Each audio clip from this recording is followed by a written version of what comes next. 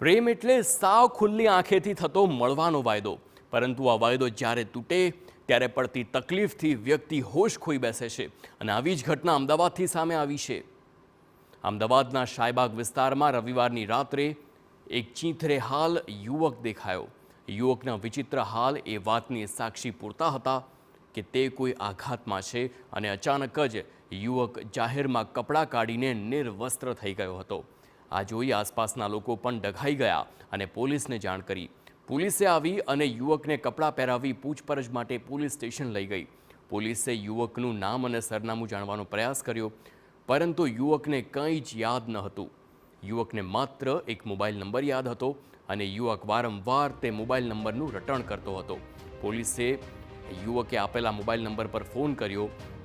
વાત સાંભળીને પોલીસની આંખ પણ પહોળી થઈ ગઈ. એ નંબર યુવકની પ્રેમિકાનો હતો અને હાલમાં યુવકનું તેની પ્રેમિકા સાથે બ્રેકઅપ થઈ ગયું હતું. અને આઘાત સહન ન થતાં યુવક પોતાના શહેર મુંબઈથી 28 નવેમ્બરે ભાગીને અમદાવાદ આવી પહોંચ્યો અને પ્રેમ ભંગ થતાં યુવકે માનસિક સંતુલન પણ ગુમાવી દીધું હતું. પોલીસે યુવતી પાસેથી માહિતી લઈ અને યુવકના પરિવારનો સંપર્ક સાધ્યો. યુવકના પરિવારજનો પોતાના વહાલો દીકરો મળી ગયો છે તેની ખુશીમાં સીધા અમદાવાદ પહોંચી ગયા હતા. આમ પ્રેમમાં મોહભંગ થયા બાદ પરિવારથી દૂર થયેલ યુવકનું પોલીસે પરિવાર સાથે મિલન કરાવ્યું છે.